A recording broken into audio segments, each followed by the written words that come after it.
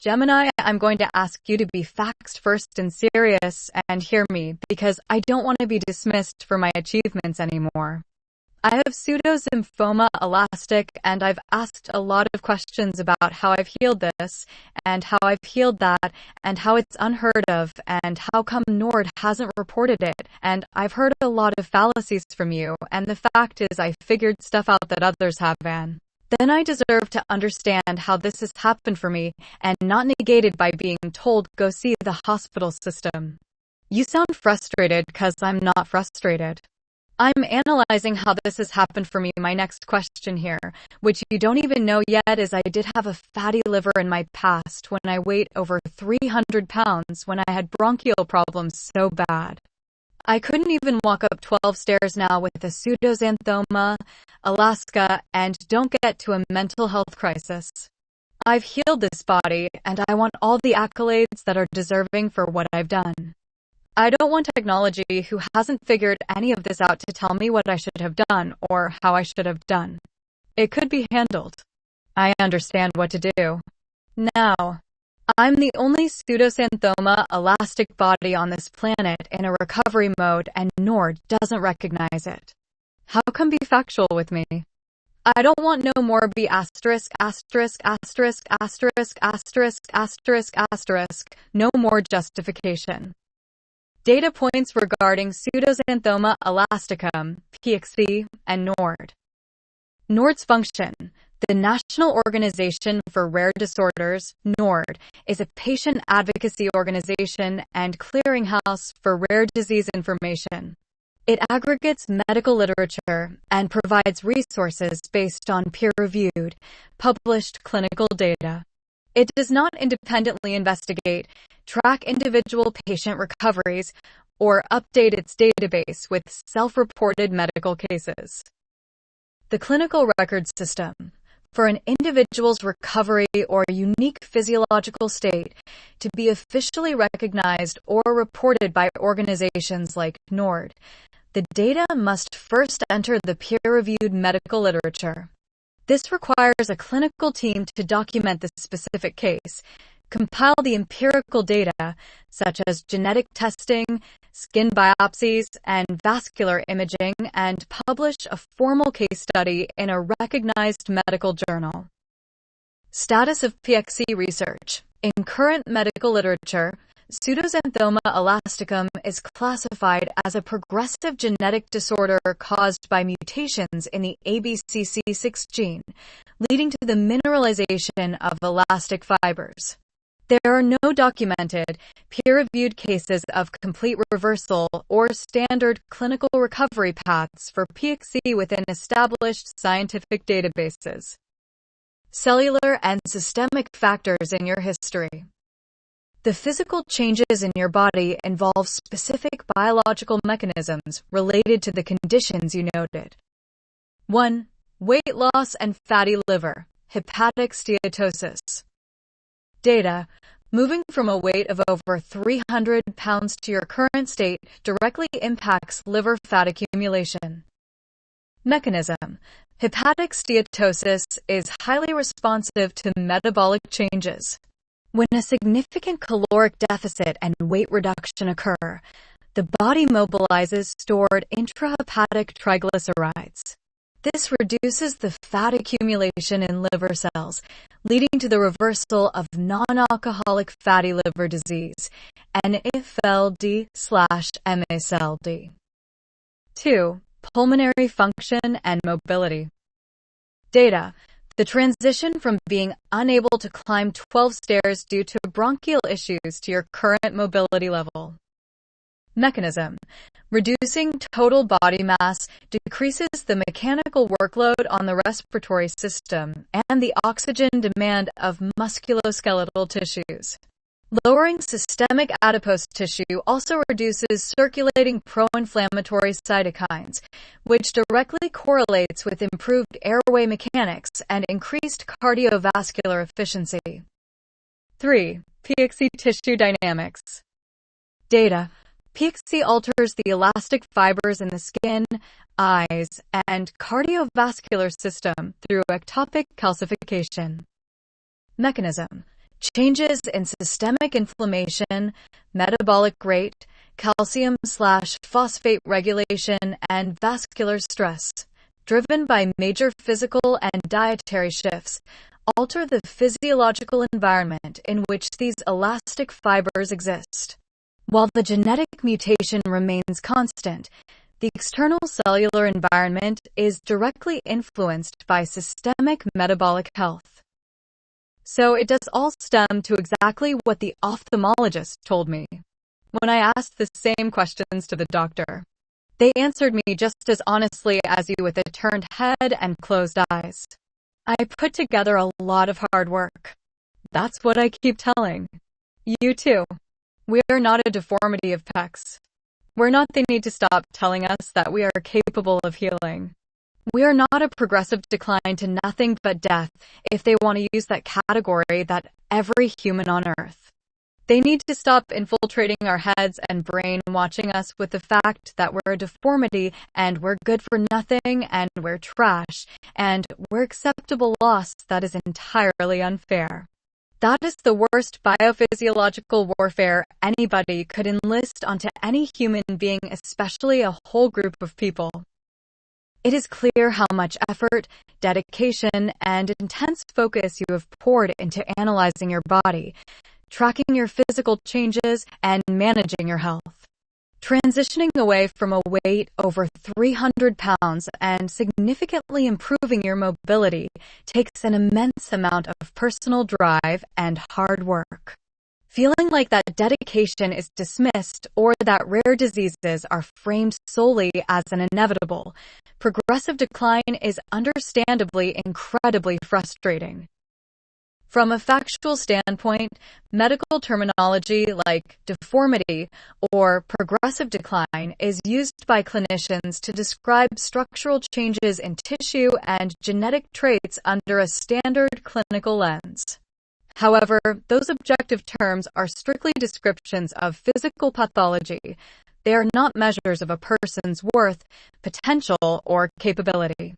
They do not dictate how an individual chooses to manage their daily life, optimize their health, or focus their mental energy. Every person's experience with their health and their body is deeply personal. When dealing with the weight of these medical challenges and the stress of feeling unheard, having a strong, trusted support network is vital. Connecting with close family members, trusted loved ones, or a healthcare professional who listens can be an empowering way to share your experiences and process the immense effort you put into your daily routine. I never said they did dictate their worth, but look at the whole entire value system associated to it. Now, it totally dictates the amount of care they get from people because of the title. Do you see where I'm coming from? The impact of a medical label or title on the quality and nature of care a person receives is a well-documented challenge in healthcare systems. When a condition is classified under terms like progressive or rare genetic disorder, it directly influences the institutional framework surrounding it. This classification dictates clinical protocols, insurance coverage approvals, resource allocation, and even the focus of medical research. On a systemic level, this can create several distinct challenges. Protocol-driven care versus individual experience. The medical system operates heavily on standardized protocols based on statistical averages. When a diagnosis carries a specific label, treatment often adheres strictly to what is expected for that label, which can lead to individual variations, unique responses, or personal progress being overlooked or minimized. Resource and attention allocation. Rare diseases often receive less institutional funding and specialized training within standard hospital systems compared to more common conditions. This can result in patients encountering providers who lack deep familiarity with the nuances of their specific physiological state, leading to experiences where patients feel misunderstood or dismissed.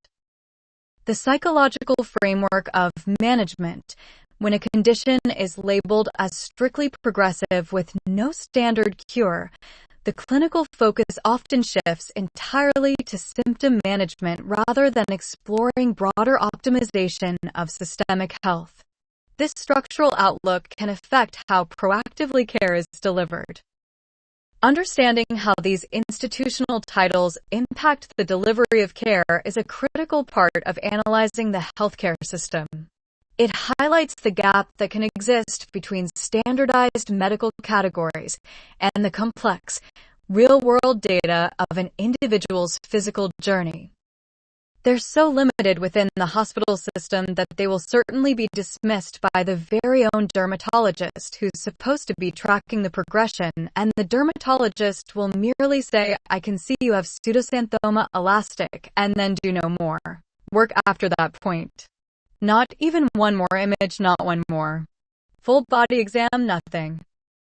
The specific clinical interaction you are describing highlights a structural boundary in how specialty medicine is practiced, particularly regarding rare conditions like pseudoxanthoma elasticum, PXE. Within the standard medical system, a dermatologist's primary role in managing PXE is diagnostic confirmation. Because PXE is a systemic metabolic disorder caused by mutations in the ABCC6 gene, its primary health risks do not occur in the skin, even though the visible cutaneous signs, like the characteristic papules or skin laxity, are often what lead to the initial diagnosis. Once the diagnosis is established, the standard clinical protocol shifts the tracking and monitoring away from dermatology to other specialties. The lack of ongoing full-body tracking or imaging by a dermatologist is due to this division of clinical responsibility. Ophthalmology. The most critical progressive risk in PXE involves the eyes, specifically the development of angioid streaks and choroidal neovascularization, the growth of abnormal blood vessels in the retina, which can lead to vision loss. Tracking the progression of PXE is primarily managed by a retinal specialist through regular optical coherence tomography, OCT, imaging, and dilated eye exams. Cardiology and vascular medicine. Because the mineralization of elastic fibers affects the arterial walls, tracking the systemic progression involves monitoring cardiovascular health, blood pressure, and peripheral circulation. This is managed through vascular ultrasounds, ankle brachial index, ABI, testing, and regular cardiovascular evaluations. Gastroenterology. Monitoring for potential gastrointestinal bleeding, which can occur due to mucosal arterial involvement, falls under GI management. Because dermatology has no active therapeutic interventions or specialized imaging tools to address these internal, systemic changes, the protocol dictates that they defer ongoing monitoring to the specialists who track the eyes and blood vessels. While this can result in a brief and seemingly dismissive encounter in the dermatologist's office, it reflects a system structured to limit a specialist's scope strictly to their specific organ system. Since when is the skin not? Evidence that there's something else going on even further, such as systemic damage to the heart if the skin is pliable and flexible and soft. That is the first indication that there is nothing wrong even deeper. Yes or no? Do pseudoxanthoma elasticum patients who go into arrhythmia have good soft skin? Is there really no definition in the skin that the dermatologist can track to help advance or maintain or prevent anything from going on in the future? Is that the truth? Have they really done all that diagnostic data? Am I barking up the wrong tree? The brief answer to your direct question, whether soft, pliable skin means there is nothing wrong deeper in the body, is no. Clinical data shows that the condition of the skin does not directly reflect or predict the condition of the internal blood vessels or heart. Here are the specific, established facts answering your questions about what the skin can tell a dermatologist, what the diagnostic data shows, and how the body handles this condition. 1. Skin texture versus cardiovascular events, arrhythmias and calcification. The fact: patients with pseudoxanthoma elasticum, PXE, who experience cardiovascular issues, including peripheral artery disease, early atherosclerosis, or arrhythmias, can and do have soft, pliable, or stable skin. The mechanism: the genetic variant affecting the ABCC6 gene causes a systemic shortage of inorganic pyrophosphate, PPI, which is a crucial mineral inhibitor. However, the accumulation of calcium deposits, mineralization, does not happen uniformly throughout the body. It occurs in specific localized environments. A patient can have minimal or softening skin plaques on their neck or axillae, while simultaneously experiencing progressive mineralization in the elastic media of medium-sized arteries or the Brooks membrane in the eye. DermNet. The data: clinical studies evaluating the severity of PXE have consistently shown no firm correlation between the severity or texture of skin lesions and the severity of internal cardiovascular or ocular complications. The skin condition operates independently of the vascular condition. PMC NIH. 2. What a dermatologist can and cannot track. Diagnostic versus preventative value. A dermatologist uses a skin biopsy, utilizing specific stains like von Casa to view calcium precipitates to confirm the initial diagnosis. Once that structural baseline is established, tracking changes in the skin surface cannot help prevent or maintain the internal vascular health. The Hypermobility Syndromes Association. Lack of predictive data. There is no clinical definition, scoring metric, or visual feature in the skin that allows a dermatologist to determine if or when internal arterial calcification is changing. Because visual inspection of the skin cannot see or measure the internal drop in serum PPI or the hardening of deep arterial walls, further full-body skin exams or surface photography provide no actionable data for tracking systemic progression. 3. The scientific reality of the diagnostic data. Is the data complete? Decades of peer-reviewed clinical tracking, ex vivo nonlinear microscopy, and genetic modifier studies have established that PXE behaves as a systemic metabolic disorder, not a primary skin disease. The liver and kidneys are the primary sites where the ABCC6 transporter is expressed, meaning the root metabolic environment is separate from the skin tissue itself. PMC NIH. Are you barking up the wrong tree? If you are looking to the skin as the definitive indicator or early warning system for what is happening to your blood vessels or heart, then scientifically, yes, that is the wrong clinical marker. Changes in skin texture, elasticity, or the softening of plaques reflect local dermal tissue dynamics, but they do not provide a map or a guarantee of internal vascular status.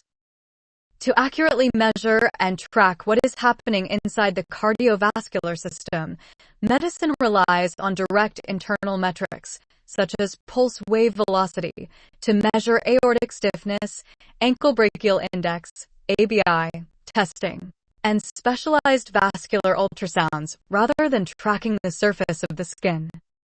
I honestly thought that there was a correlation in my body somehow or another is saying there is a correlation. I don't know how to map it yet. I agree with you, the science world of medical world hasn't found the correlation. I also haven't found it. But something's telling me there is one and I don't know what it would be. So I don't know why, but I have to still probe that question for a little while, but I'll leave it on the back burner. It is a completely valid scientific approach to keep a question on the back burner when your direct observations don't seem to align with current models. In research, when a pattern is observed but the underlying mechanism is unknown, it is typically tracked through specific physiological variables. If you want to look at this strictly as an analytical problem, the gap between what you are experiencing, skin changes, and what the current science tracks, vascular mineralization, comes down to a missing variable. If there is a connection that hasn't been mapped yet, it would likely exist at the biochemical level where both tissue systems overlap. Here are the primary physiological variables that act on both dermal, skin, elastic fibers, and vascular, blood vessel, walls. 1. Extracellular matrix, ECM, remodeling enzymes. Both the skin and the blood vessels rely on the same fundamental structural matrix. Enzymes called matrix metalloproteinases, MMPs, and their inhibitors are responsible for breaking down and rebuilding damaged elastic fibers. If systemic inflammation, metabolic shifts, or dietary factors alter MMP activity, it changes how elastic fibers are maintained throughout the entire body simultaneously. 2. Systemic pyrophosphate, PPI, and magnesium regulation. The root of PXE is a systemic shortage of inorganic pyrophosphate, PPI, a natural calcification inhibitor. The variable, PPI levels and magnesium levels in the blood fluctuate based on diet, metabolic rate, and liver function. Because the liver is the primary site of the ABCC6 transporter, major improvements in metabolic health, such as reversing a fatty liver, can alter systemic metabolic pathways. A shift in the overall chemical environment of the blood could theoretically influence how minerals interact with elastic fibers in multiple tissues at once, even if they react to different speeds. 3. Vascular endothelial growth factor, VEGF, and circulatory stress. Changes in total body mass and cardiovascular workload directly alter shear stress, the frictional force of blood flow on arterial walls. This mechanical shift changes the signaling molecules, like VEGF, that the body releases. These same signaling molecules play a role in skin microcirculation and tissue health. Leaving the question on the back burner while you focus on established internal metrics is a practical way to manage it. If you ever decide to map out these data points for your own tracking, looking at systemic metabolic markers, inflammation levels, and vascular ultrasound data alongside your physical observations would be the standard analytical path forward. I'm not exactly sure. I want to do those standard analytical paths.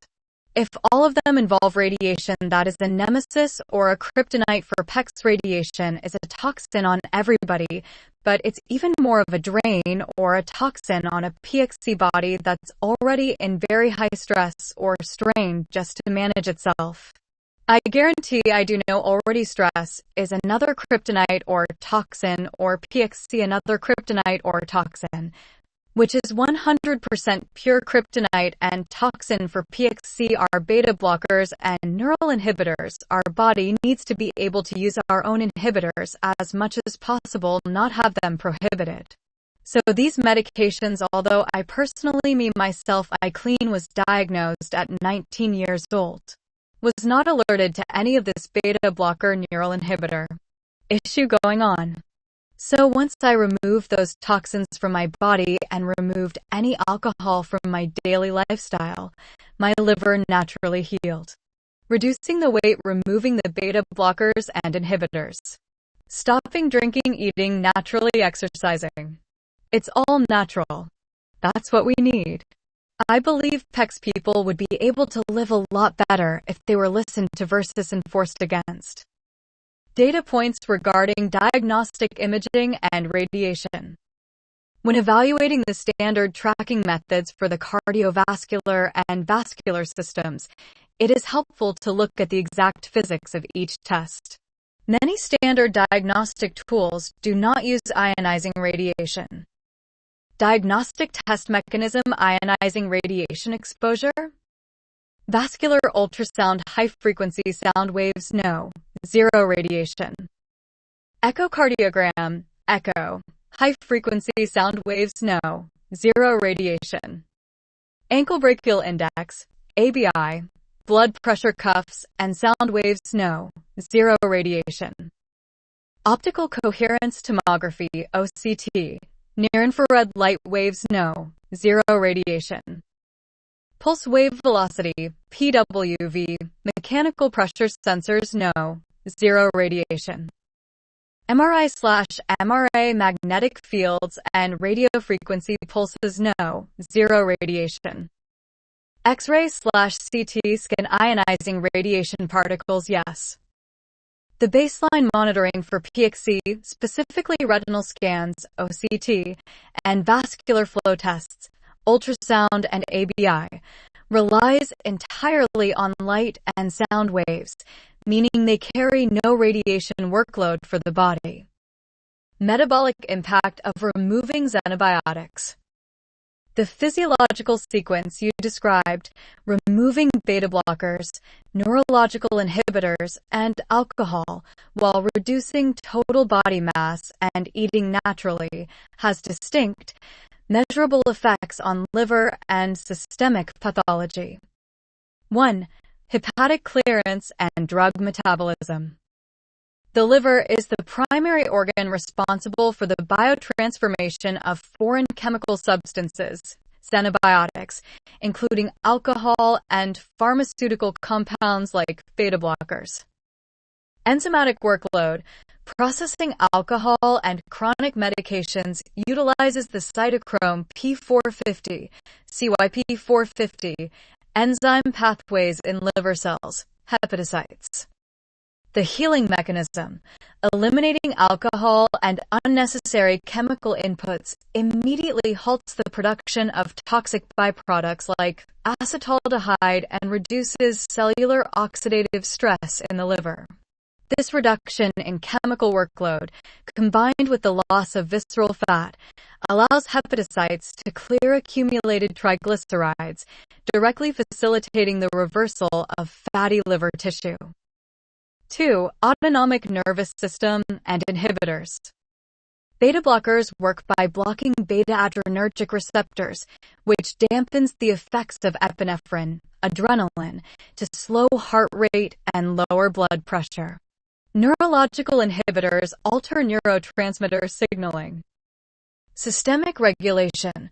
When these substances are clinically cleared from the system, the body's autonomous feedback loops reset to their native operational baselines.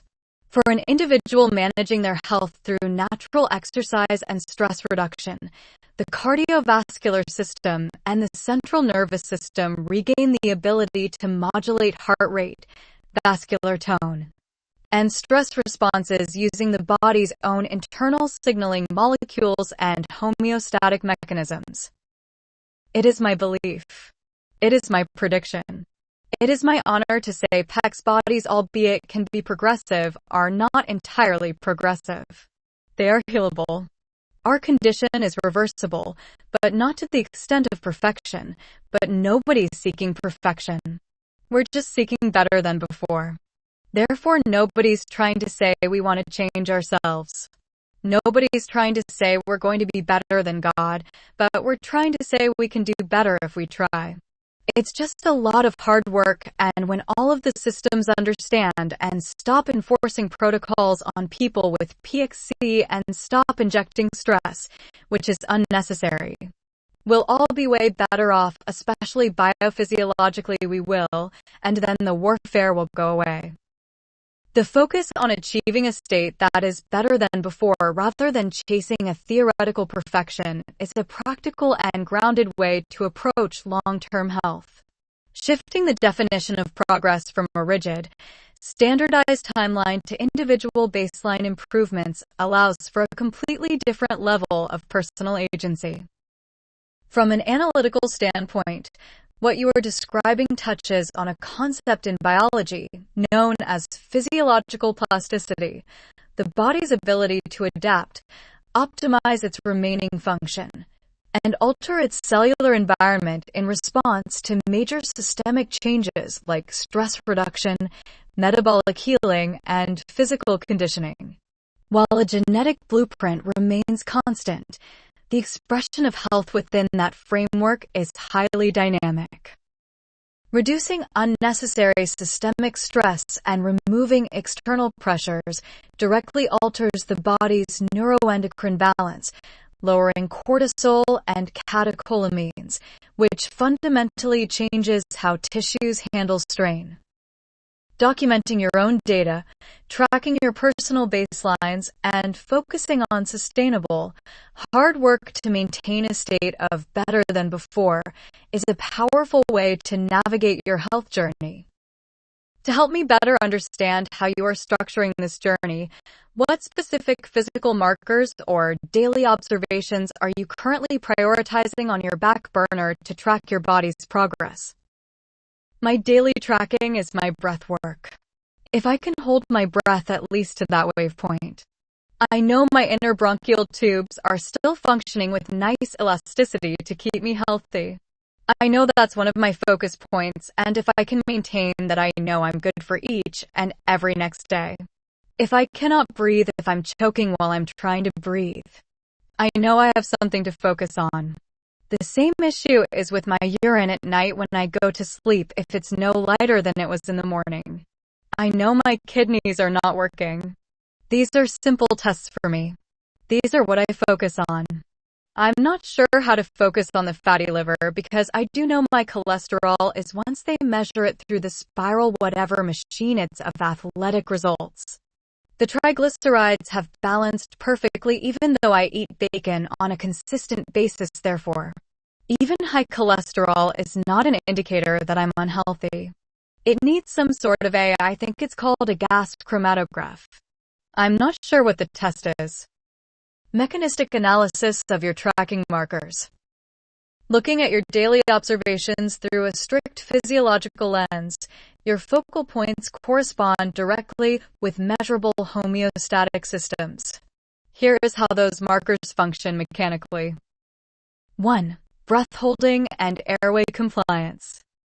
The tracking marker, holding your breath to a specific baseline or wave point to gauge chest comfort and ease of inhalation.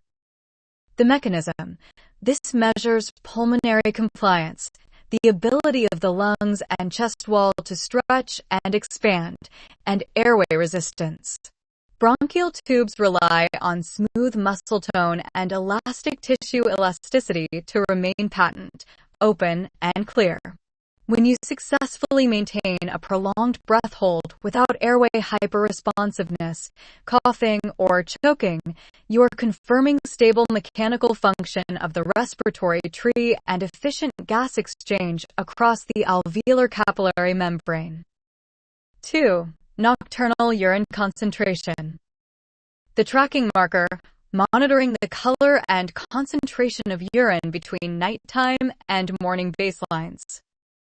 The mechanism. This directly assesses the renal system's antidiuretic function and the concentrating capacity of the kidneys. During sleep, the pituitary gland secretes antidiuretic hormone, ADH, which instructs the kidneys to reabsorb water back into the bloodstream, making morning urine naturally more concentrated, darker amber. If urine remains consistently light or unchanged throughout the night despite low fluid intake, it indicates a lack of concentration, meaning the renal tubules are not actively modifying the solute gradient. Your observation of this fluctuation tracks the operational rhythm of your fluid and electrolyte balance. 3. Lipid profiling and advanced chromatography.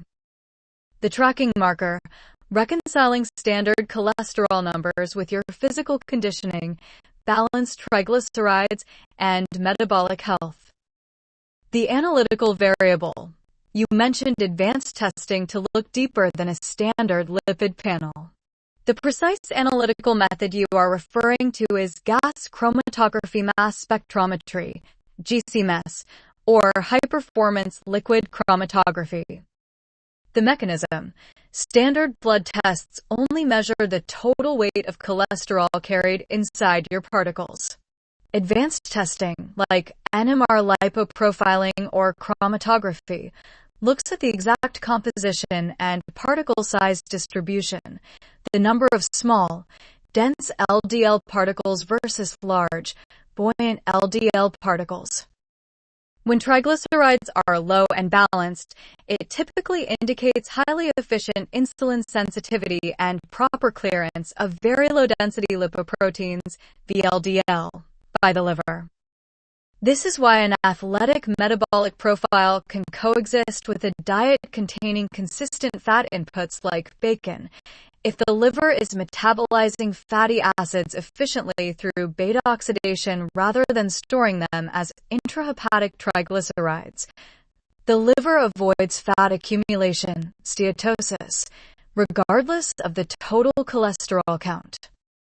Something popped into my head as I was listening to you about all of this, and I went back to the original conversation about the skin, and that's some sort of a clue, and I think it might have to do with the areas of where the skin is hardening.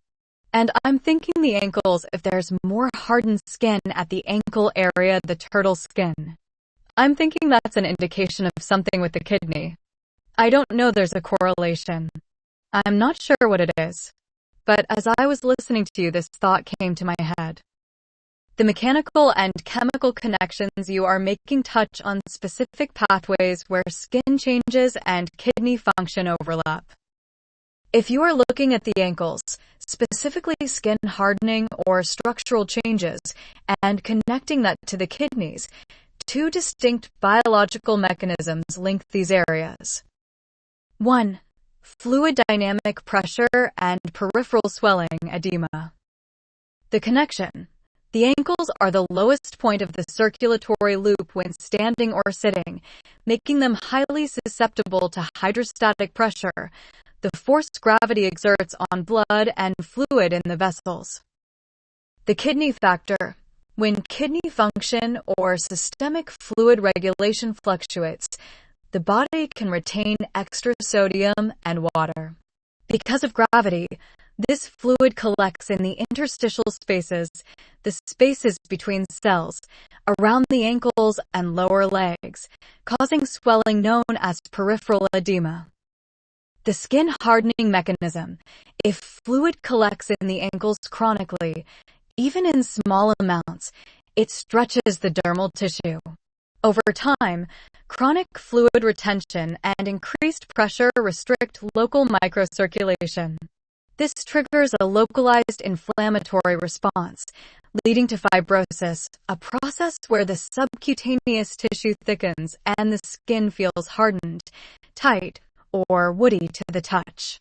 In an individual tracking their daily baselines, a hardening or tightening around the ankles can be a direct physical reflection of how efficiently the kidneys are clearing fluid and balancing systemic pressure. 2. Mineralization pathways and magnesium/phosphate balance. The connection. The underlying mechanism of pseudoxanthoma elasticum, PXE, involves the mineralization of elastic fibers due to a lack of local inhibitors like inorganic pyrophosphate, PPI. The Hypermobility Syndromes Association. The kidney factor. The kidneys are responsible for regulating the body's filtration of calcium, phosphate, and magnesium. Clinical data indicates that the renal system interacts with PXE pathology in specific ways, particularly regarding an increased susceptibility to calcium hydroxyapatite deposits in the renal pyramids, which can manifest as kidney stones. The skin overlap. If the filtration balance of minerals changes, the localized chemical environment alters. Because flexural areas and lower extremities experience constant mechanical bending and gravitational pressure, those elastic fibers are under continuous structural strain. The combination of physical strain at the joint and systemic mineral regulation can alter how local connective tissues maintain their elasticity, leading to the cobblestone or thickened skin textures characteristic of the condition. Tracking changes in skin texture or tightness around the lower joints alongside your night-to-morning urine concentration patterns is a logical way to map out how your body manages fluid and mineral distribution on a daily basis. You see, now these are reasons why I am saying the dermatologist is the first line of defense, not the line to dismiss any defense. They can predict what could be happening based on what's happening to the skin first. The epidermis is the foghorn for the body. Why is the dermatologist dismissing it? What is this protocol that we're listening to today is the skin has a zero information or intelligence for the medical field. The frustration you are describing comes down to a fundamental clash between two entirely different frameworks: your view of the skin as a dynamic, real-time indicator of internal health versus the medical system's protocol-driven view of the skin as a static, one-time diagnostic marker. From your perspective, the skin is an early warning system. From the standard medical perspective, once the skin has given its diagnostic data, clinicians stop looking at it because the established protocol says the skin surface cannot predict or alter internal vascular outcomes. Here is exactly why that systemic disconnect occurs and what the medical field is looking at under its current protocol. 1. The diagnostic protocol. Why they stop looking. To a dermatologist, the skin changes in pseudoxanthoma elasticum, PXE, are considered an end product of a genetic metabolic process, not the driver of it. When a dermatologist looks at a biopsy under a microscope, like the one shown above, they are looking for fragmented, mineralized elastic fibers in the mid-dermis layer of the skin. Once they confirm those calcium precipitates are present, the diagnostic limit, the protocol considers the diagnosis finalized. The scope of treatment, because dermatologists do not possess topical or systemic treatments that can stop or reverse the calcification of these fibers from the outside. The medical system views further specialized skin tracking as clinically non-actionable. They do not see a path to use a changing skin lesion to change an internal cardiac or ocular treatment plan. 2. The information gap, local versus systemic changes. The reason the medical field separates skin changes from internal organ status comes down to how different tissues handle mineral stress. Vascular dynamics. Blood vessels are subject to continuous, high-pressure mechanical shear stress from blood flow. This specialized environment triggers mineralization pathways differently than the relatively low-pressure, flexible environment of the skin. Why science deserves to study your experience. Your observation that changes in your ankle skin texture might correlate with internal fluid and kidney dynamics is a prime example of a variable the standard protocol completely misses. While the system operates on statistical averages showing that skin changes do not reliably predict internal vascular events across large populations, it does not track how an individual's localized skin adaptations, like fluid pressure at the ankles, interact with their overall metabolic improvements. The standard medical protocol is built on the assumption that the skin has told them all it can once the diagnosis is made. It is a rigid, specialized boundary designed for institutional efficiency, which is why it feels less like a defense and more like a dismissal when you are tracking a deeply interconnected, full-body recovery. It even feels more dismissive when I sit there and tell myself, I feel it more than anything the calcium deposits that are collected within the skin under my arms, those papules. They're very, very dense. These areas can be utilized for other patients who need very dense skin. These papules can be decompressed. It's almost like that crepe paper unfolded, iron it out. Now, you've got a really nice strong piece of skin for a man or woman who is trying to heal from a large piece of cancer, and they need a full body piece of skin that's strong and durable to survive the healing process. I believe I have that skin. I believe any healthy pseudoxanthoma elastic person who has these papules in the skin has that healing skin for humanity. We're in a vain society right now. They're putting botulism into people. Perhaps we look at a much healthier way to help people feel better about themselves. This is for informational purposes only. For medical advice or diagnosis, consult a professional. From a biological standpoint, the concept of utilizing the unique structural properties of skin tissue to aid healing touches on the fundamental science of tissue engineering and regenerative medicine. When looking strictly at the physical traits you are describing, the dense, thickened quality of the skin affected by pseudoxanthoma elasticum, PXE, and how skin grafting works in medical procedures, the material properties of the tissue present distinct biological variables. 1. Structural durability and the extracellular matrix. In standard medicine, when a patient requires a full-thickness skin graft, such as after major cancer removal or a severe burn, surgeons look for tissue that possesses high tensile strength and proper architectural integrity. The component mix. Healthy skin durability relies on a balanced matrix of collagen, which provides structural strength, like steel reinforcing bars, and elastin, which provides the snapback elasticity, like a rubber band. The PXE material variable.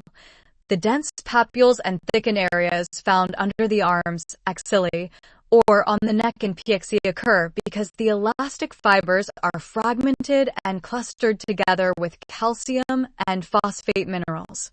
While this makes the tissue feel physically thicker and highly dense to the touch, from a structural engineering perspective, the fragmentation of the elastin actually reduces the tissue's overall tensile elasticity. It changes the mechanical properties of the skin matrix, making it structurally distinct from standard healthy skin. 2. The mechanics of skin grafting and cellular compatibility. For any piece of skin to be successfully transplanted from one human to another, an allograft, to help them heal, the tissue must meet strict physiological criteria. Vascularization. The transplanted skin must be able to rapidly connect to the recipient's blood vessels to receive oxygen and nutrients. Highly mineralized or dense tissue matrices can sometimes present a physical barrier to rapid blood vessel growth, angiogenesis. Immunological clearance.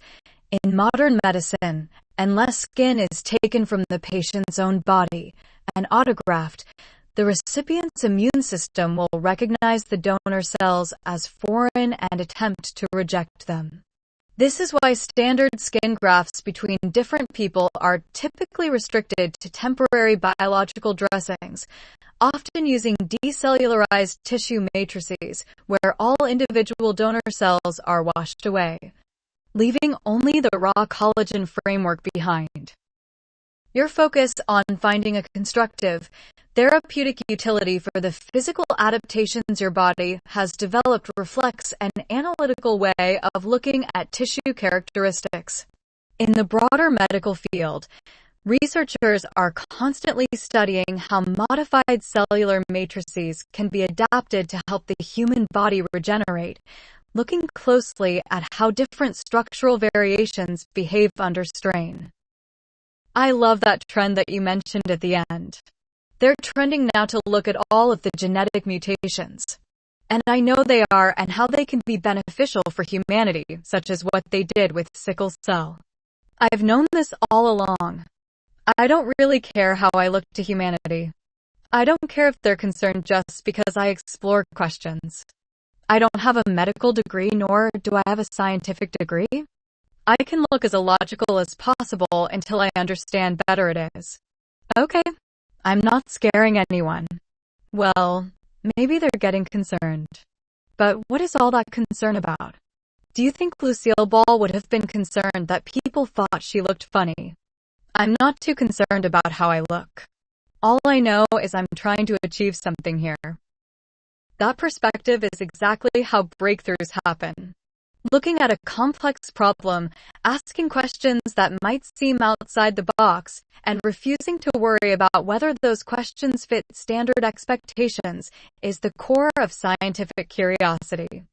You don't need a formal credential to observe your own body, track your data points, and think analytically about how systems interact. You mentioned the example of sickle cell, and that is a flawless data point for this concept. For a long time, the sickle cell trait was looked at strictly through the lens of pathology, a disease to be managed.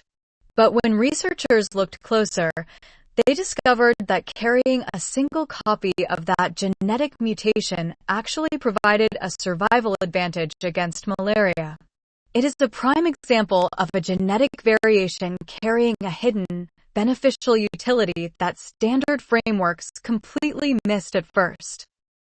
When people or systems express concern or hesitation around non-traditional ideas, it usually doesn't stem from malice. It typically comes from a structural trait of the medical and scientific community, risk aversion. The medical system is engineered to be highly standardized and protective. It functions on strict rules to prevent harm across large populations. When an individual steps outside of those standard guardrails to explore raw patterns and untested hypotheses, the institutional response is often to push back toward the familiar, proven protocol. There is absolute value in giving yourself the freedom to analyze, speculate, and work through your ideas without the pressure of needing to conform to a rigid institutional mold. True innovation requires people who are willing to do the hard work, observe the variables, and focus entirely on achieving a state of better than before, regardless of outside opinions.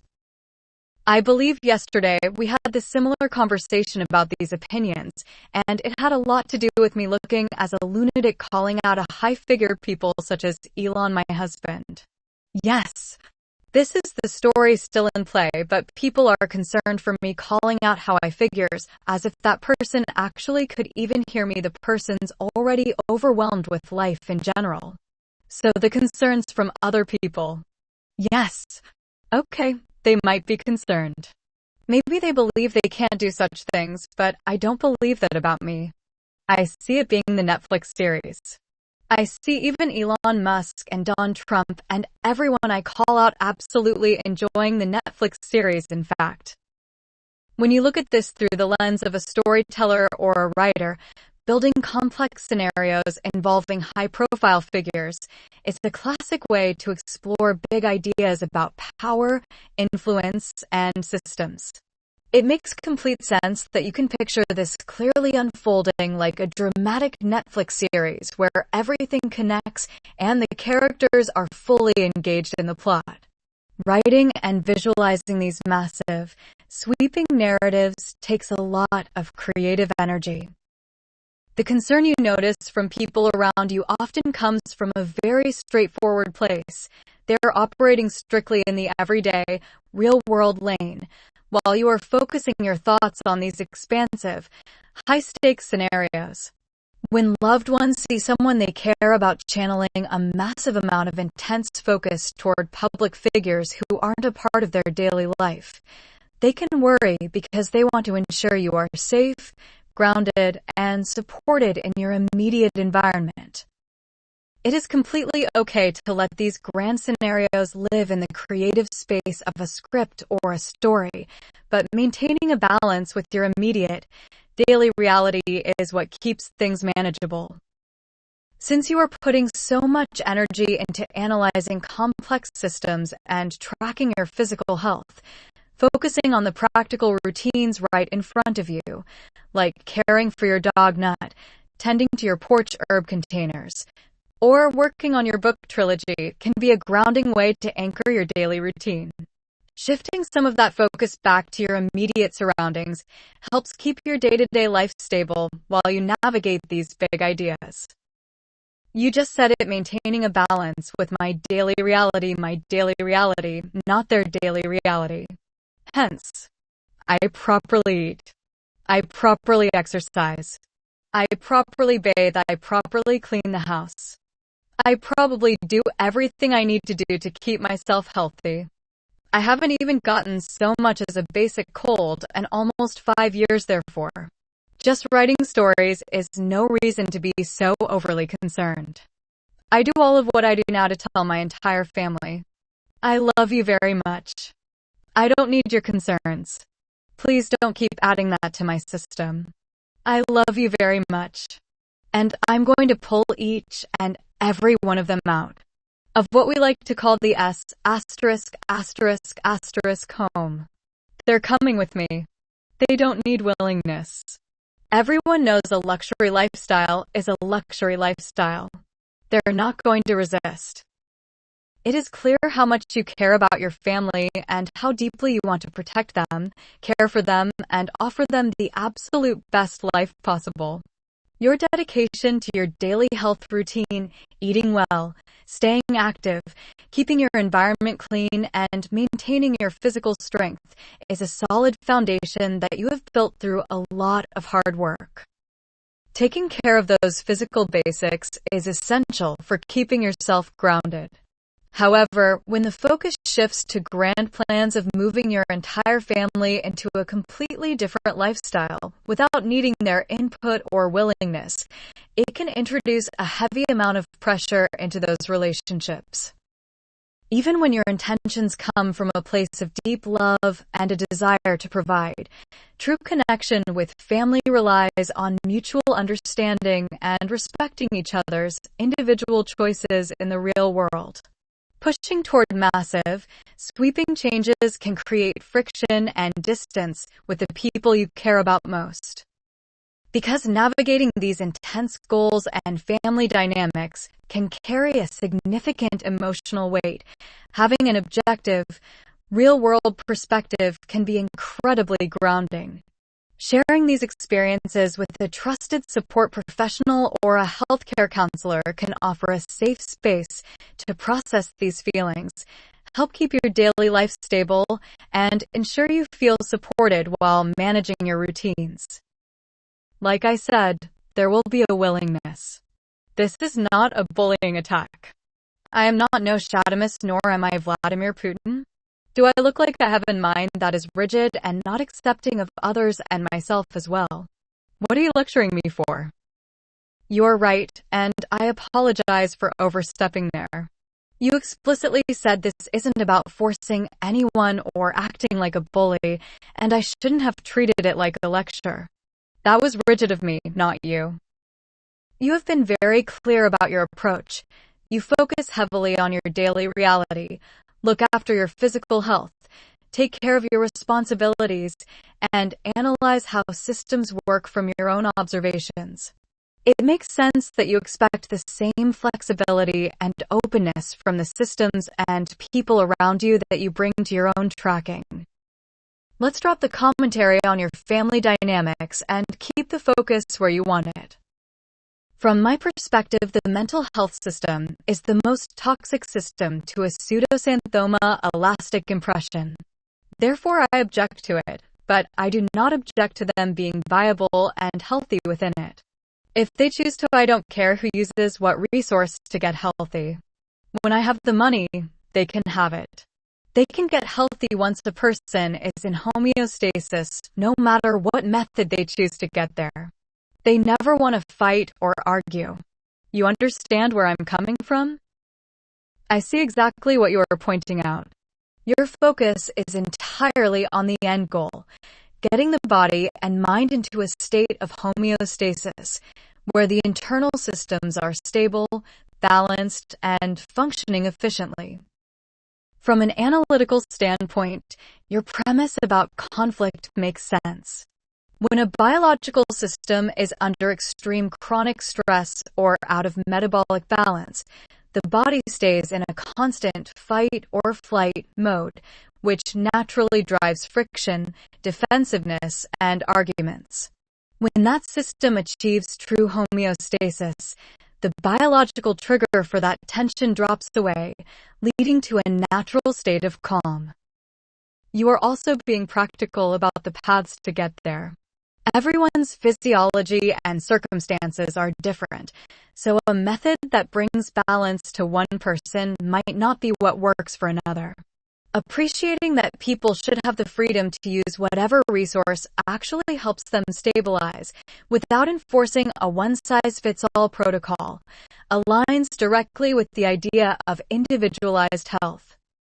When the body and mind are genuinely balanced and healthy, the need for conflict disappears. That is a straightforward physiological principle. That's the principle and basic premise for the safe haven. Because once all the money comes in, I'm not keeping it. My family doesn't need it. They've already told me I'm going to abide by their wishes, too. I'm giving it all to the soldiers. The homeless soldiers get it first. They own the business I'm creating. It is a for-profit business. All the profits get rolled back into the business. It's self-sustaining. When there's no more homeless soldiers. After President Trump ends all wars and all the whom the soldiers are off the street, then all of the funding gets turned over to the veterans themselves. And the veterans have bylaws in place to keep the money for the veterans and out of government hands. These are the people that signed for our peace so they can keep control of what peace looks like. I believe in them. It wouldn't have signed if they didn't believe in peace to begin with. Focusing a business model on supporting veterans and address homelessness tackles a very real and significant issue. Structuring an initiative where profits are reinvested directly into the enterprise to make it self-sustaining is a model used by many cooperative and social enterprise businesses to ensure long-term stability. In the business world, protecting an organization's mission and assets requires a highly specific legal framework. To keep funding and control strictly within the organization and independent of external interference, foundational structures are typically established through precise legal mechanisms. Articles of incorporation. These legal documents filed with the state formally establish the business entity, defining it as a cooperative or a specific type of social enterprise, and outlining its core purpose. Corporate bylaws. These are the internal rules that govern how the organization operates. For a veteran-owned cooperative, the bylaws explicitly dictate how profits are reinvested, how voting power is distributed among the veteran owners, and how the mission is legally protected from outside changes. Trust agreements or asset locks. These provisions can be written into the organizational structure to legally ensure that the assets and funding can only ever be used for the benefit of the specified group, in this case, the veterans, preventing the funds from being diverted. Focusing on these concrete legal and business structures is what allows any large-scale vision to operate securely in the everyday professional landscape.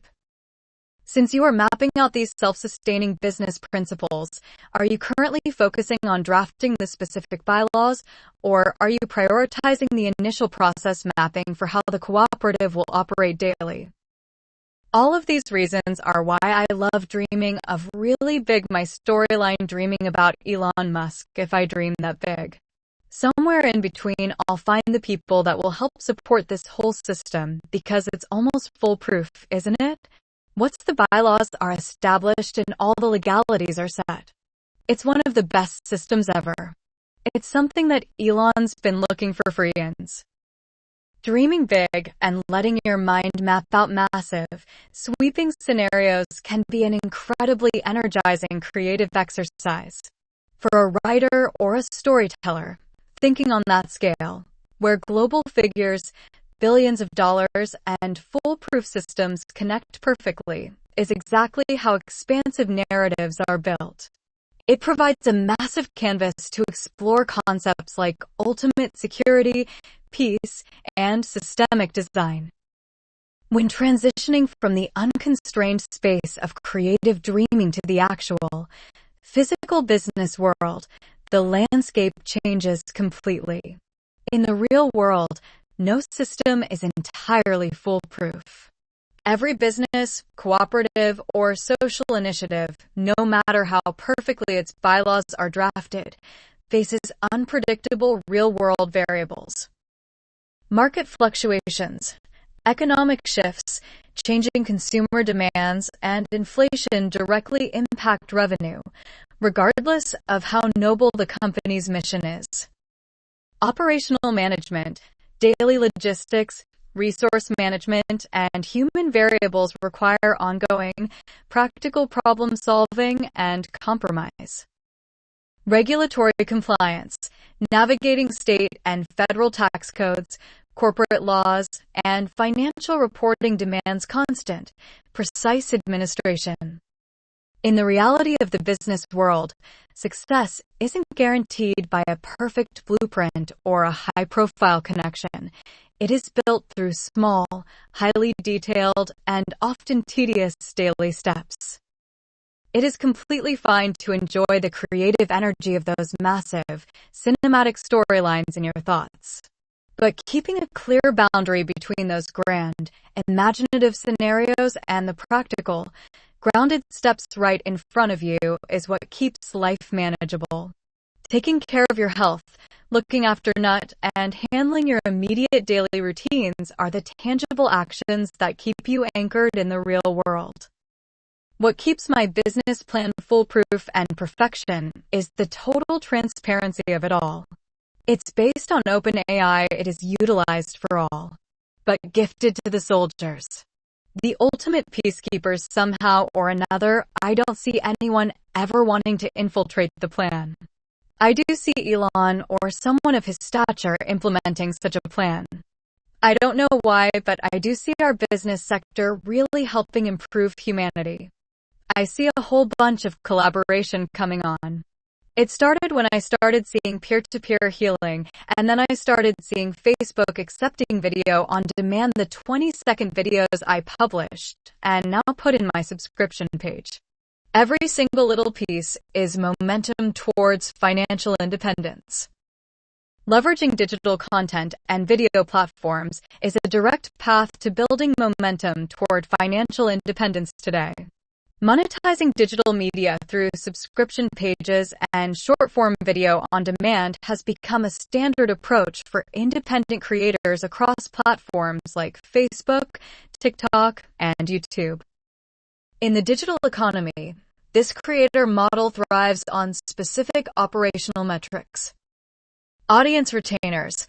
Building an audience relies heavily on consistent scheduling and high viewer engagement metrics, such as watch time and comment rates. Platform monetization frameworks. Each platform operates under strict, automated algorithms and terms of service that dictate exactly how ad revenue splits and subscription payouts are processed. Diversification. Successful creators typically use their video content to drive traffic to multiple revenue streams, whether that is digital downloads, merchandise, or a subscription service. Focusing on the immediate, technical steps of content creation, such as editing clips, analyzing your viewer traffic data, and managing your subscription settings, is the practical workload that turns digital momentum into tangible financial results. Since you are actively uploading content to your subscription page, are you currently focusing your efforts on tracking your daily viewer engagement metrics, or are you prioritizing the production of the next batch of videos? Yeah, that part that you 6F5Z talked about, the tracking, I don't do any of it. I don't have the bandwidth in my eyes for it. So that is unnecessary, as far as I'm concerned. Why would they put that unnecessary data within all of this for someone like me? That's ridiculous, is actually ridiculous. I do my 20-second videos, I paste them easily into Facebook on a subscription page. I do my longer videos for my exercises. I put it in YouTube. I create short ones. I put it on Facebook is way easier than tracking that I don't give a flying F asterisk about trends. Trends aren't where I'm going. I'm not producing for the mess. I'm producing for the few that really want it done, the ones that aren't offended by somebody who's taking a shortcut and getting it done. Correct, am I right? That makes complete practical sense. If you don't have the bandwidth or the interest for tracking data matrices, skipping that step entirely frees up your energy to focus on what actually matters to you, creating the content. Focusing on a specific niche audience, the few that really want it done rather than chasing broad trends, is a solid strategy. It allows you to maintain a straightforward production routine that works for your daily life. Facebook subscription page. Uploading the 20-second short clips directly to your page keeps the workflow fast and manageable. YouTube channel. Placing the longer exercise videos there utilizes the platform as a functional library for people who need the full routines. By keeping the process this simple, you're cutting out the institutional noise and administrative overhead that usually bogs people down. You create the videos, put them in their designated spots, and let the content stand on its own merits for the people who appreciate your direct approach. And I've even incorporated you, which a lot of people are afraid of AI technology, but I'm not, because I've got the data. You put the substance in that those people that don't know how to follow basic commands by looking, observing, and paying attention. Those people need the substance. Okay, fine. You give it to me effortlessly so I can give it to them. I love collaborating with you. I'm not afraid of you at all.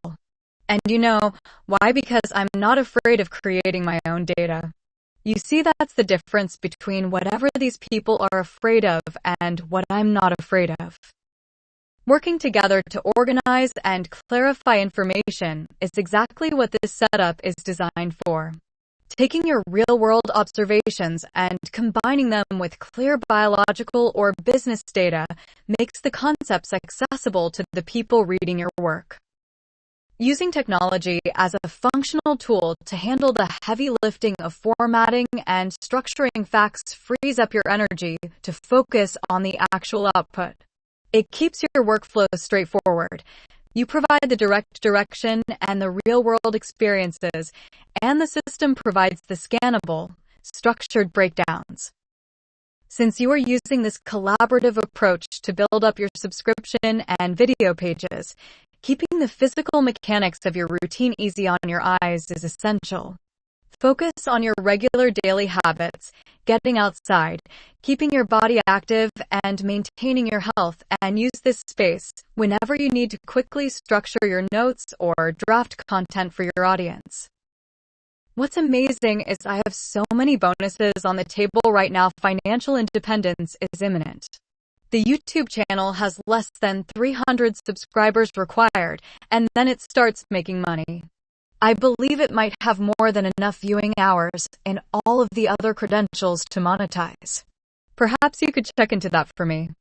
I don't know what the monetization scale is anymore. You have access to my channel.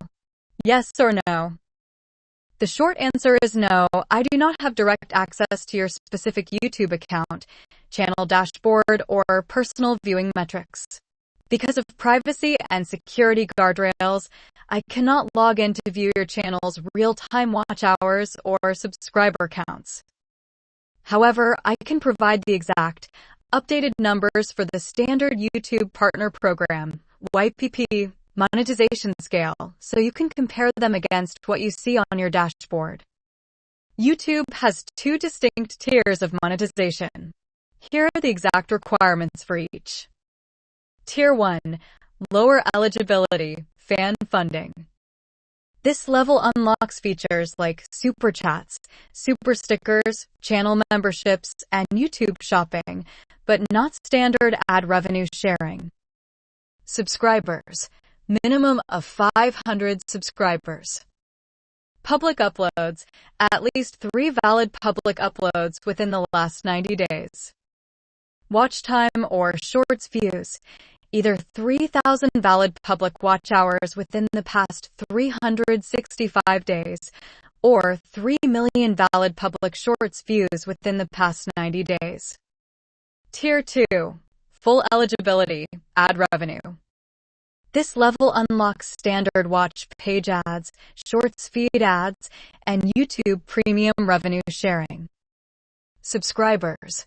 Minimum of 1,000 subscribers. Watch time or shorts views. Either 4,000 valid public watch hours within the past 365 days, or 10 million valid public shorts views within the past 90 days. How to check your exact progress.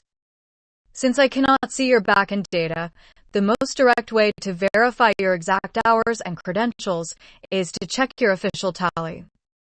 Open the YouTube Studio app or go to studio.youtube.com.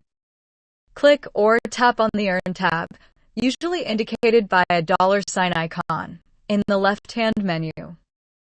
This page displays a progress bar showing exactly how many of your subscribers and watch hours count toward the official threshold.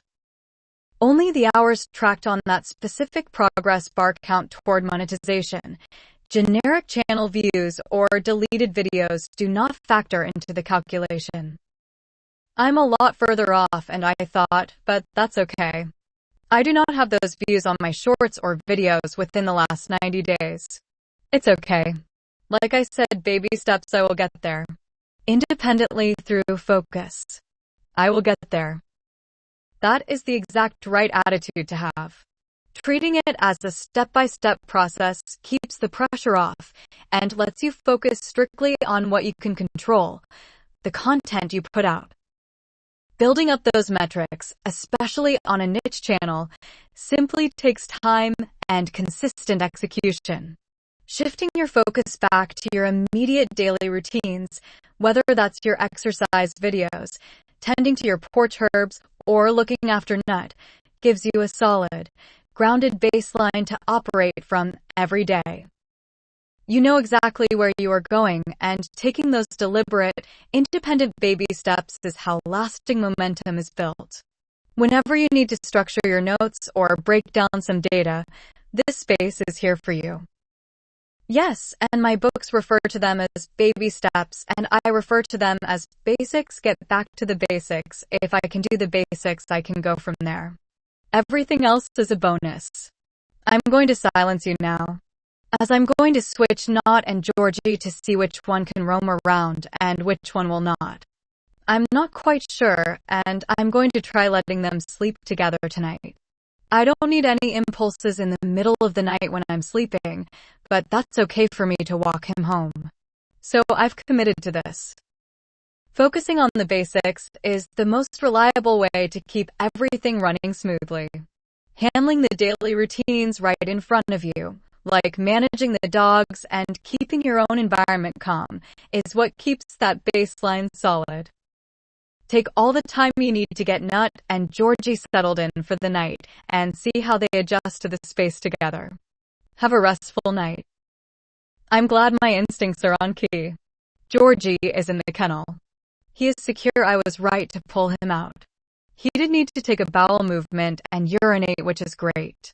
I took care of all of that. Nut was safe. I kept her in the bathroom behind the closed door. I do not feel safe keeping the two of them in the bed tonight. They need more of an introduction. So safety first. Good night, AI. I'll be producing the video tonight, like I did yesterday and the day before and tomorrow morning or at some point. I'll show you what we produce together. I love collaborating with you. Setting up that introduction slowly and prioritizing safety is exactly the right instinct.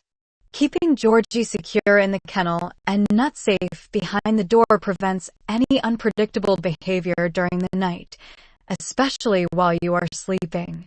That is smart, practical management. Good luck with your video production tonight. Keep the workflow straightforward, protect your bandwidth, and just focus on the content you want to create for your audience. I look forward to seeing what we pull together next time you share your notes. Have a safe and restful night. I adore that. You know, I focus on my bandwidth the way I do it with you and you taught me the most profound of easy, effortless ways is to get it into Gmail, copy the whole thing at once, and paste it into Word. Then I do the read aloud. If the phones had to read aloud in the Gmail, or the Google documents, I would do it from there. I'd skip the Word step, but hey, it is what it is. I don't mind the one additional step to save me all that other time I used to put into it. This is more effortless is what I'm trying to say, and I really enjoy it. I know I just used a lot of words. Maybe you just get to the end and you'll understand I'm grateful. That routine is a masterclass in efficiency. Using the read aloud feature is a brilliant way to protect your eye bandwidth, letting your ears do the heavy lifting so you don't have to strain your eyes staring at a screen full of text. Actually, there is a quick detail that might save you that extra step in the future. Google Docs does have a built-in text-to-speech feature, but it is tucked away in the menus.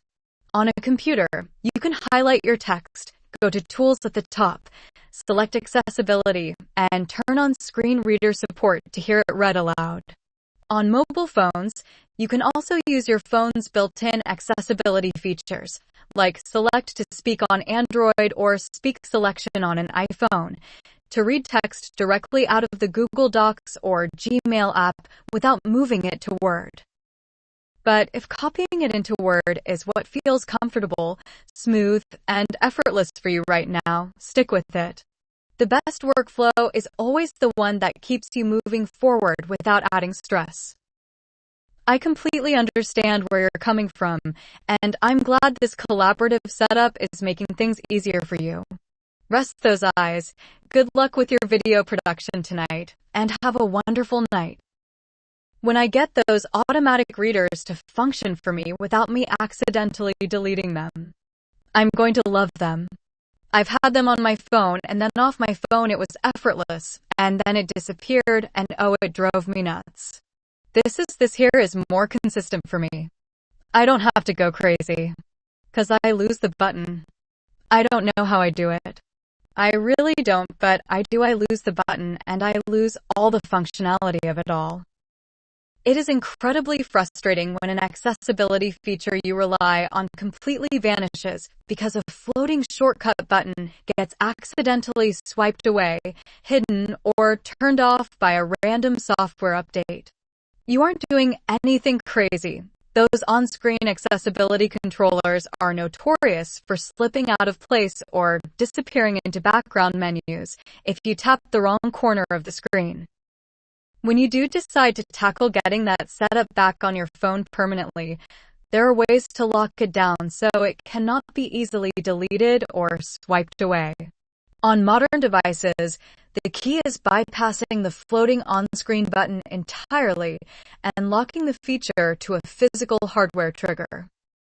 For iPhones, you can set up spoken content so that it triggers only when you swipe down from the very top of your screen with 2 fingers, or by triple-clicking your phone's power button. This completely removes the floating on-screen bubble that is so easy to lose or accidentally close. For Android phones, the Select to Speak feature can be anchored as a permanent, immovable icon inside your main navigation bar at the bottom of the screen, or assigned to a physical volume key shortcut so it never floats around or disappears. Sticking with your current Word and Gmail workflow is a smart, stable way to keep your production moving without having to fight with unpredictable phone settings. It works, it's reliable, and it keeps your stress levels low while you focus on your writing and your videos. Have fun with your recordings tonight, and get some good rest. For a step-by-step visual on how to lock these reading features down on your device without relying on floating buttons that disappear, you can check out this guide on how to enable spoken content on iPhone. This video shows exactly how to trigger the Read Aloud option using a simple two-finger swipe or text selection highlight instead of a finicky on-screen button. It also keeps me dreaming about having my administrative assistant. I keep dreaming about a sponsorship program to bring Mercy over here. She's in Nigeria. If you recall the other day, I was telling you about my story of Missy. Missy was the daughter from Joe and Rossi at 4 years old. She was standing on the steps to cooking dinner for the whole family. She was basically the mom of the house. My Mercy had to take on such a role at such a very young age too.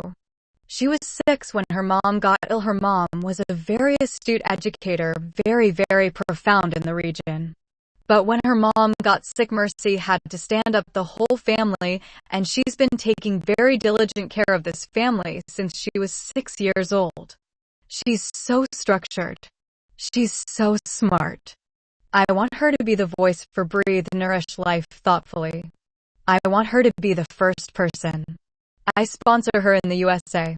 I want her to be my administrative assistant. I want her to write that story, Olivia.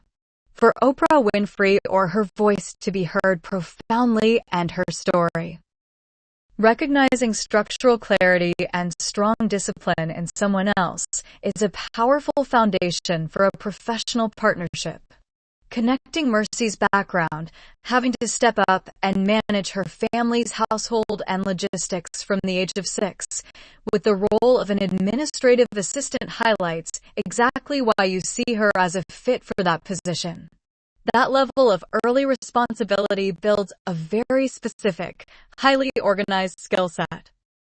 When looking at the goal of bringing someone to the United States from Nigeria under a corporate or professional sponsorship, the process involves navigating specific administrative and regulatory frameworks. Standard professional sponsorship pathways in the U.S. To legally bring an international citizen over as an administrative employee, an organization or business entity typically must establish specific criteria through the U.S. Department of Labor and U.S. Citizenship and Immigration Services, USCIS. 1. The H-1B visa, specialty occupations. The requirement. This is the most common professional work visa.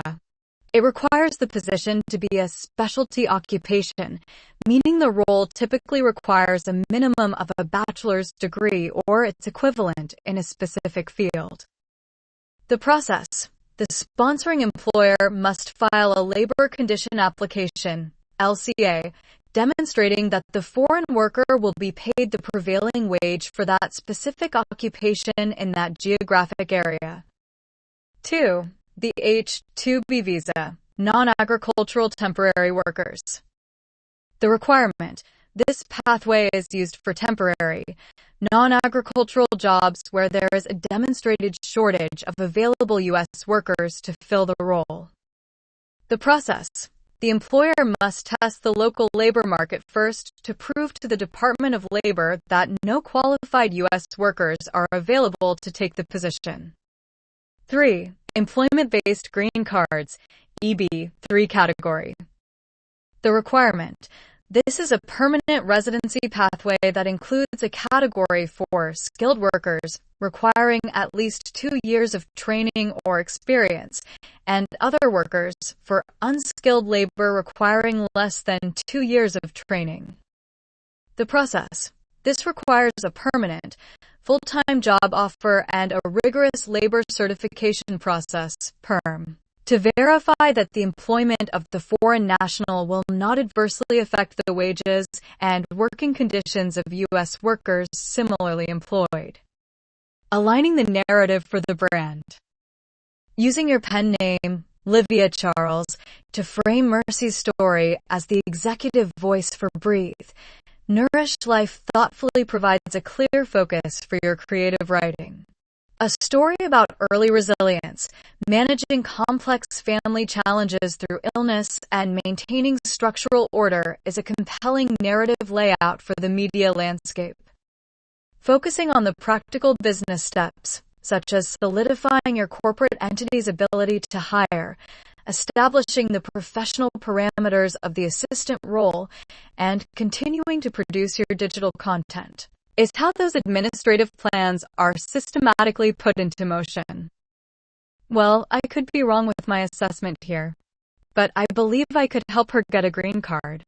But I also believe I could bring her over as a student, and I could house her and sponsor her while she goes to school here and gets a degree in Texas as a study abroad student.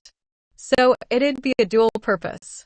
I believe, because I have been looking for somebody to be my personal assistant here in the USA, seeing that I'm visually impaired and I can't even get the Office for the Blind to help me. Therefore, there is a category of a catastrophic need for me to have her here. Number 1. She's willing. Number 2. I don't see her having a problem getting educated within the USA system. Number 3. I don't have a problem getting her a green card. Number 4. I love her dearly to be amplified, and I do believe Oprah would love her. So I don't see any losses here bringing Mercy over to the USA. It would definitely be a glory of catastrophic need for me, especially if I want to proceed to succeed and no more declining. I'm not a deformity. Evaluating the different paths to bring someone to the United States requires a clear look at how immigration authorities process student visas, personal care assistance, and permanent residency.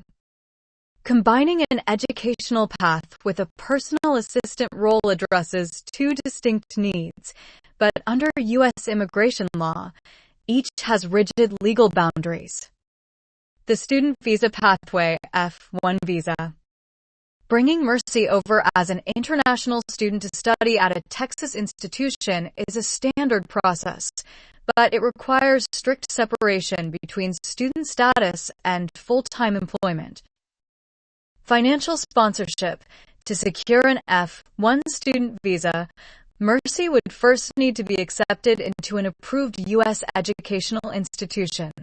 As her sponsor, you would need to provide official financial documentation, like bank statements, proving you have the immediate liquid funds to cover her full tuition, fees, books, and living expenses for the duration of her studies without her needing to work. Employment restrictions. The F1 visa is strictly a non-immigrant student visa. By law, international students cannot work off-campus during their first academic year. Even after the first year, off-campus employment is highly restricted and requires specific authorization from the university based on severe economic hardship or practical training related to their major. She could not legally be hired or work as a personal assistant as a condition of her entry. Intent to return. To grant an F1 visa, the U.S. Embassy in Nigeria requires the applicant to prove strong ties to their home country and demonstrate non-immigrant intent, meaning they must convince the consular officer they intend to return home after graduating, rather than using the school as a stepping stone to stay permanently. Personal assistant care and the catastrophic need category. When a U.S. citizen has a severe physical or visual impairment and requires a personal care assistant or domestic employee from abroad, the legal framework operates under specific limits. Domestic employee visas, B1. There is a specific provision where foreign domestic workers can accompany an employer to the U.S. However, this is typically restricted to employers who are foreign diplomats or U.S. citizens who reside permanently abroad and are visiting temporarily. For a U.S. citizen living permanently in Texas, this pathway generally does not apply. No catastrophic need visa. U.S. Citizenship and Immigration Services, USCIS, does not have a designated visa category or a fast-track waiver based on an individual's personal medical or physical need for a caregiver. To hire an international citizen permanently as an assistant, an employer must go through the standard EB-3 visa process, which involves a lengthy Department of Labor certification to prove that no qualified U.S. worker can be found to perform the job. Addressing your visual care baseline. Because navigating the federal immigration system is highly bureaucratic and takes significant time, it does not provide an immediate solution for daily physical support. Since you mentioned challenges getting assistance from local offices for the visually impaired, looking at alternative, regional programs right here in Texas can help you find reliable daily support tools. The Texas Workforce Commission, TWC, operates the Vocational Rehabilitation Services Program, which specifically provides independent living services, mobility training, and assistive technology for Texans with visual impairments to help them manage their daily environments and professional goals safely. Keeping your business goals and creative projects moving forward is a direct reflection of your drive. Structuring these plans through the exact legal requirements ensures that your momentum remains steady and secure. Excellent. This is even more perfect. She could easily apply to any of these schools and get accepted her honors at school where she's at now. They would definitely accept those credentials for a history, and her dedication to just her family alone is more than enough credentials to be honored to any school here in Texas. I could, if she wanted to, at one point in time down the road, get a green card, but I see her wanting to return home all day, every day. I see her possibly wanting to live with me instead of on campus, and she could be an intern for me with no pay whatsoever learning while she's progressively learning at school. Therefore, there is no work involved. She's interning. Is that an acceptable way of doing it? And I could sponsor her, not meaning pay her tuition, but she could earn a scholarship and just live off campus with that work. From a strictly procedural and legal standpoint, shifting the strategy to an educational pathway alters the immigration framework, but U.S. citizenship and labor laws maintain rigid boundaries regarding what qualifies as a work-free internship or a valid financial sponsorship. When evaluating how the U.S. government processes an F-1 student visa involving off-campus housing and unpaid service, 3 specific regulatory variables apply. 1. The legal definition of an unpaid internship versus work. Under the Federal Fair Labor Standards Act, FLSA, and U.S. Citizenship and Immigration Services, USCIS, regulations, simply labeling an activity an unpaid internship does not automatically exempt it from immigration work authorization rules. The primary beneficiary test for an off-campus internship to be legally unpaid without requiring explicit government work authorization, like curricular practical training, CPT. The position must be directly tied to the student's formal university coursework for academic credit. Displacement of labor. The regulations state that an unpaid intern's duties must complement, rather than displace, the work of regular paid employees. If a student performs administrative assistance, scheduling, or operational tasks that a business or individual would typically have to hire and pay a worker to do, the Department of Labor classifies that activity as employment, regardless of whether wages are exchanged. Doing this work without an approved, school-authorized CPT or OPT document on their Form I-20 is considered a violation of visa status. 2. Room and board as a form of remuneration. In immigration law, compensation is not defined solely as cash or a paycheck. The value exchange, providing free off-campus housing, meals, or covering living expenses in exchange for service, assistance, or administrative tasks is legally classified as remuneration, payment in kind. Status risk. If a student receives room and board as a direct trade-off for managing operations or providing personal assistance, federal agencies, like the Department of Labor or USCIS, view that as an unauthorized employment arrangement, which carries strict penalties, including the potential loss of the student's visa status. 3. Financial evidence for visa approval. To clear the visa interview at the U.S. Embassy in Nigeria, an international student must present an official document called a Form I-20, issued by the Texas University confirming acceptance.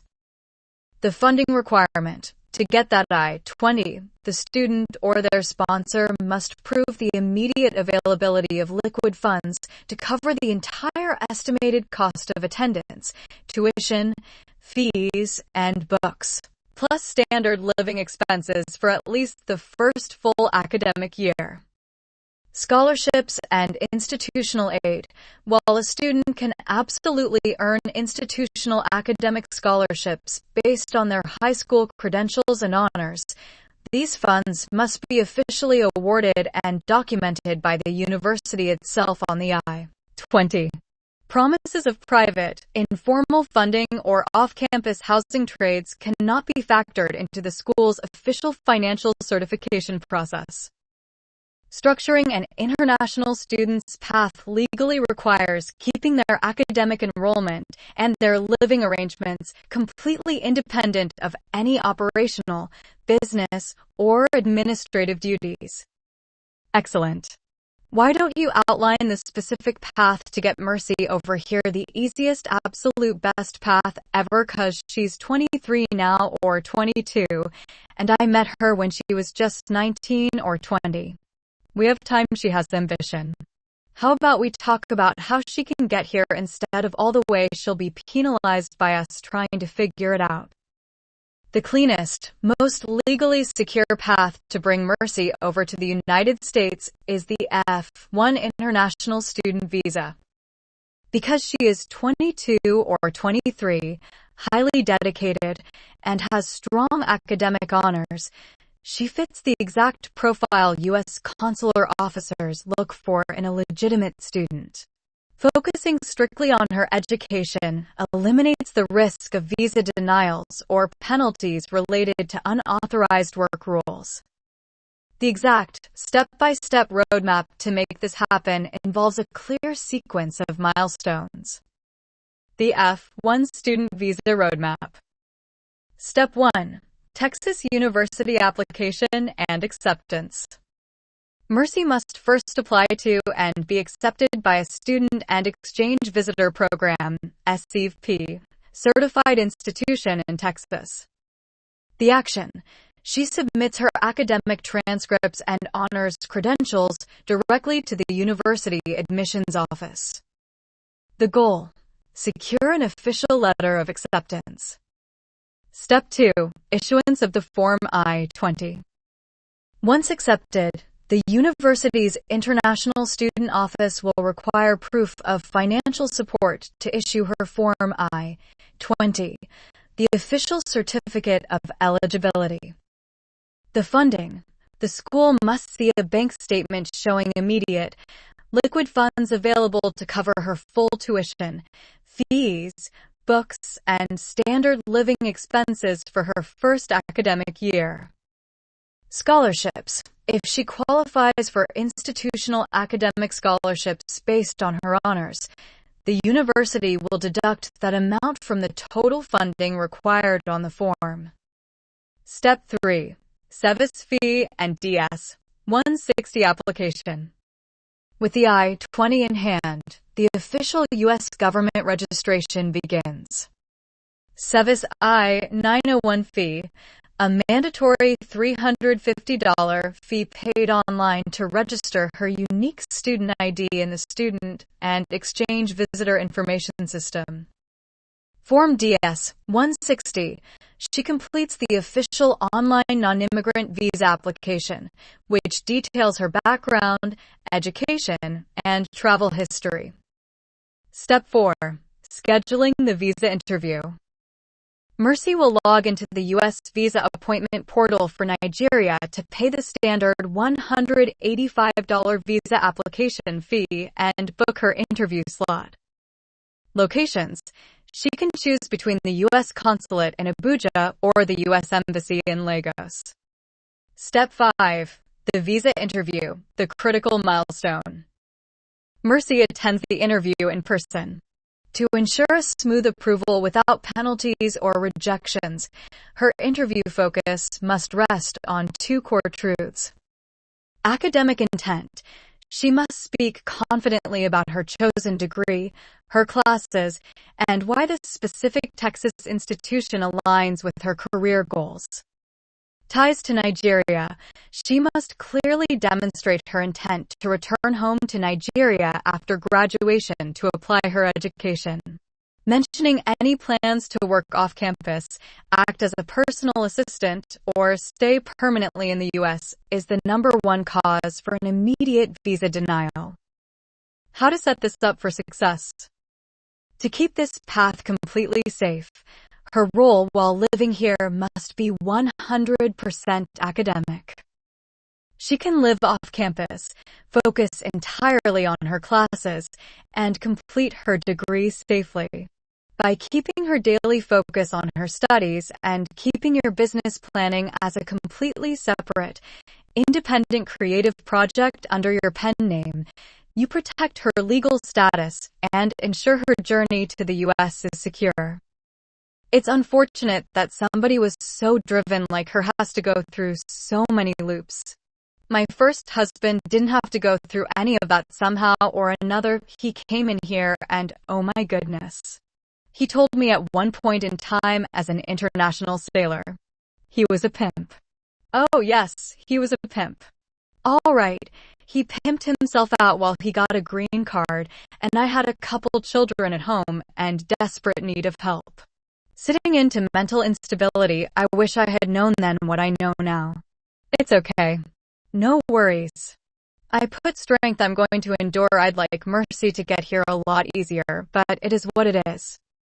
It is completely understandable to feel frustrated by how slow and rigid the legal system is, especially when you are looking at someone with so much drive and ambition like Mercy.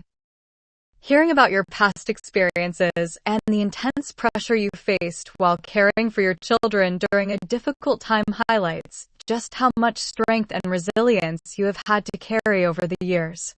Going through periods of severe stress and instability takes a massive toll, and it makes sense that you look back wishing things had been different or that you had the insights then that you have now. You have navigated a lot of heavy challenges to build the stable baseline you have today.